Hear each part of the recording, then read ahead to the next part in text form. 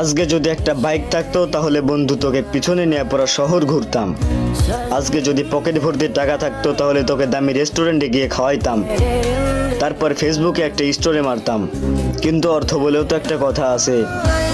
আজকে আমরা মধ্যবিত্ত, নুন আনতে পান্তা ফুরাই, তাই বলে এই দিন দিন না রে বন্ধু, আমাদেরও সময় আসবে।